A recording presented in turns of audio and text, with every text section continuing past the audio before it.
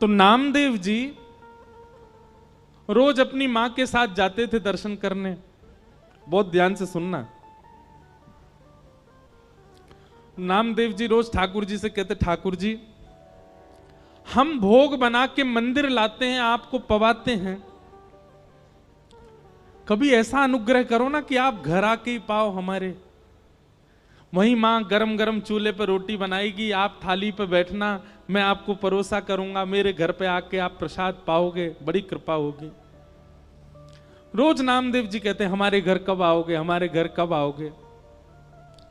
एक दिन ठाकुर जी सामने खड़े खड़े नामदेव जी से बोले, नामदेव तू भी ऐसी बात करता है, मैं तेरे घर आ जाऊंगा। 24 घंटा विठ्ठल भगवान 2-3 घंटे से ज्यादा रात्रि में बंद नहीं होता मंदिर। 10-11 बजे शयन होते हैं ठाकुर जी के, 3 बजे फिर खुल जाते हैं मंदिर। बोले पूरे दिन में खड़ा रहता हूं भक्तों को दर्शन देने के लिए, और एकमात्र ऐसा मंदिर है भारत का जहां पर हर व्यक्ति भीतर जाए और जाके ठाकुर जी को ऐसे गले से लगा सकता है। इतने भक्त आते हैं दर्शन करने के लिए, सबको दर्शन देता हूं मैं। तेरे घर कैसे आऊं भोजन करने, बता। रात में 2-3 घंटे बचते हैं, उसमें मैं शयन नहीं करूं मैं? और मैं तेरे घर आऊंगा दर्शन प्रसाद पाने, यहां मंदिर में कौन रहेगा? नामदेव जी बोले, बस इच्छा थी कि आप कभी हमारे घर आओ दर्शन देने, प्रसाद पाने। तो नामदेव जी से भगवान बोले, अच्छा नामा सुन, एक काम कर। बोले क्या? एक दिन तू मेरी जगह खड़ा हो जा विठ्ठल बन के, मैं तेरे घर प्रसाद पाऊंगा। नामदेव जी बोले, ये कैसे संभव? बोले सब संभव है, मैं श्रृंगार करूंगा तेरा, कोई पहचान ही नहीं पाएगा कि नामदेव खड़ा है, सबको लगेगा कि ये तो पंडरीनाथ है। बस 2-3 बातों का ध्यान रखियो। नामदेव जी बोले क्या? बोले पहले मेरी जगह आ। रात्रि में शयन जैसे ठाकुर जी का हुआ, नामदेव जी को ठाकुर जी ने छुपा लिया गर्भगृह में। सब चले गए, ठाकुर जी अपने स्थान से उतर गए, नामदेव जी को खड़ा किया। बोले खड़े हो जाओ, कमर पर हाथ रख लो। ठीक है। बोले अब ध्यान रखना, पहली बात तो आंख बंद रखना, खोलना नहीं, मैं ऐसे ही खड़ा रहता हूं। ठीक है।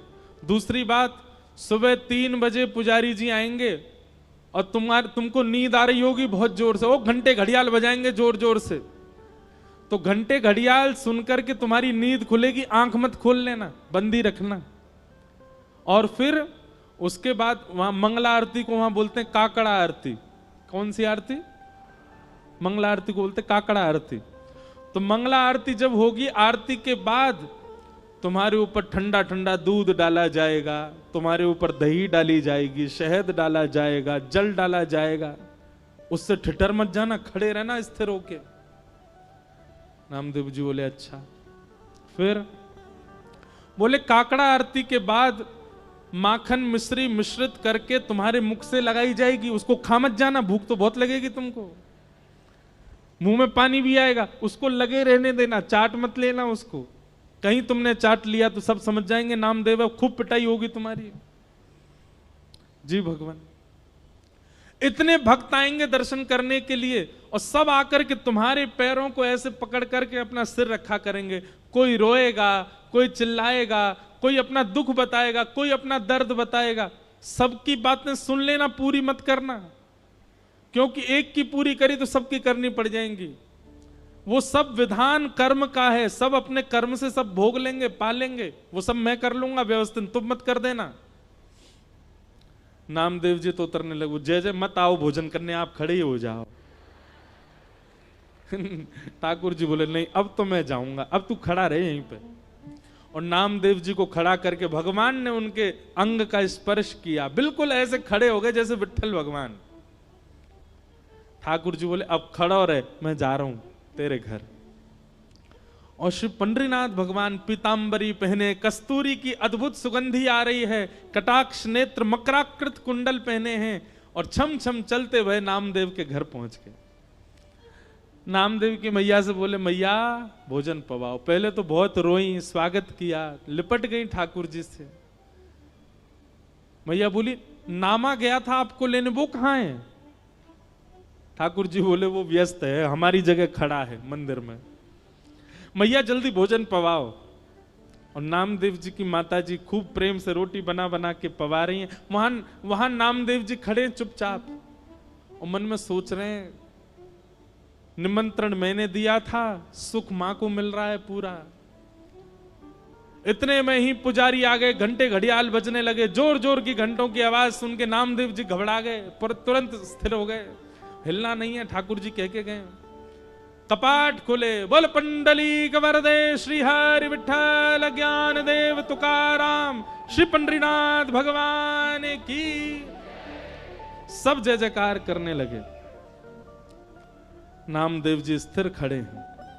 अभिषेक हुआ, मुख पे मक्खन लगा दिया, सब काम जो जो ठाकुर जी बता गए सब हुआ।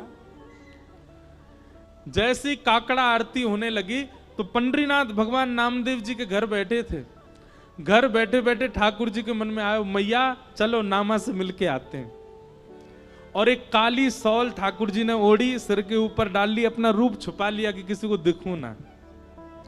और भक्तों की पंगत में लंबी लाइन में ठाकुर जी खड़े हैं अपने भक्त को देखने के लिए। जैसे ही ठाकुर जी भीतर पहुंचे और अपनी ब्रह्म वेदी पर जब नामदेव को खड़ा हुआ देखा, ठाकुर जी दूर से बलैया लेने लगे। आहा नामा कितना अच्छा लग रहा है, कितना प्यारा लग रहा है मेरा नामा। ठाकुर अब वहां सब गर्भगृह में जाते हैं। जैसे ही ठाकुर जी गर्भगृह में पहुंचे, कंबल उम्बल में ढक के गए थे। नामदेव जी को पता चल गया ठाकुर जी आए हैं। ठाकुर जी मन ही मन नामदेव से बात कर रहे हैं, बोले नौच लूं तुझे। नामदेव कह रहे नहीं नहीं भगवान, मैं उछट जाऊंगा, पुजारी पकड़ लेंगे मुझको। ज्यों ज्यों ठाकुर जी पास आए, नामदेव जी कह रहे हैं ठाकुर जी आप प्रणाम मत करना मुझको। ठाकुर जी बोले नहीं, आज तो प्रणाम करूंगा, आज तो वंदन करूंगा। और ठाकुर जी जाकर के नामदेव के चरणों से लिपट जाते हैं। नामदेव जी के नेत्रों से अश्रुपात होने लगे। बोले नाथ, हम एक कृपा की आकांक्षा करते हैं, आप इतना भंडार क्यों लुटा देते हैं। ठाकुर जी बार बार रोम रोम की बलैया नामदेव की लेते हैं। और तब से लेकर आज तक पंढरपुर में नियम है कि साल के 365 दिन में से एक दिन आज भी ऐसा मान्यता है कि वहां श्री पंडरीनाथ भगवान नहीं होते, वहां नामदेव जी ही खड़े होते हैं। और सुनो बात तो सुनो पूरी, एक दिन वहां नामदेव जी खड़े होते हैं और सब पुजारी और मंदिर प्रशासन के लोग सब दर्शनार्थियों को प्रणाम करते हैं, क्योंकि दर्शनार्थियों के अंदर ही, दर्शनार्थियों के रूप में ही रूप बदल करके पंडरीनाथ दर्शन करने आते हैं नामदेव जी का। कौन कहता है कि ठाकुर जी कृपालु नहीं है? कौन कहता है ठाकुर जी अनुग्रह नहीं करते? आज भी करते हैं।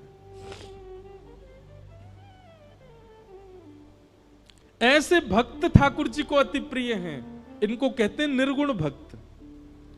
आप कहेंगे नामदेव जी ने ऐसी क्या निर्गुणता थी? सुनिए, आज भी आप जाएंगे पंढरपुर में तो पंढरपुर का जो मुख्य द्वार है पंडरीनाथ भगवान का, वहां आप जाकर के देखेंगे तो श्री नामदेव जी महाराज की समाधि पता है कहां है?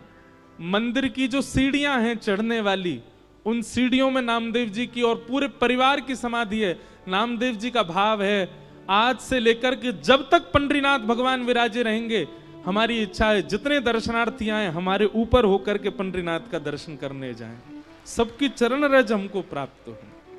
फिर बाद में कुछ राजाओं ने और मंदिर प्रशासन ने उस स्थान को बंद कर दिया, बोले हमको पीड़ा होती है जब नामदेव जी के ऊपर पैर रख करके हम लोग दर्शन करने जाते हैं। पर नामदेव जी आज भी वहां पौड़ी में सिड्डियों के भीतर नामदेव जी की समाधि है, बैठे हैं ठाकुर जी।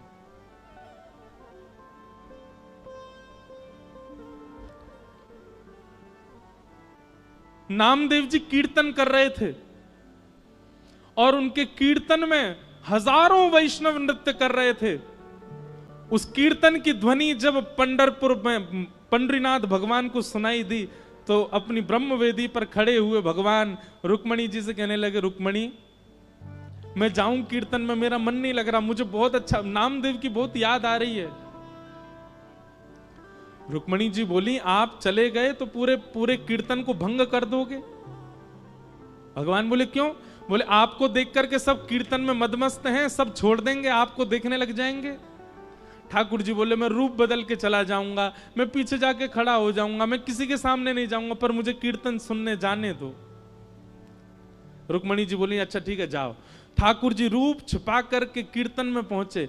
नामदेव जी आनंद में भर करके कीर्तन कर रहे थे और नामदेव जी के कीर्तन को सुनते सुनते सुनते ठाकुर जी इतने मंत्रमुग्ध हो गए कि भूल गए कि मुझे खुद को छुपाना है। वस्त्र हट गए, ठाकुर जी का रूप प्रकट हो गया। सब वैष्णव ठाकुर जी को देखने लगे। ठाकुर जी उछल उछल करके नृत्य करते करते करते करते बीच बीच पंडाल में आ गए और ऐसी जोर से घूम घूम करके नृत्य करने लगे। ठाकुर जी के आभूषण गिरने लगे, अरे कहां तक कहें पीतांबरी तक उतरने लगी ठाकुर जी की, नामदेव जी का कीर्तन सुन के। इतना प्रेम करते हैं ठाकुर जी अपने वैष्णवों से। ऐसे भक्तों को क्या कहते हैं? निर्गुण भक्त।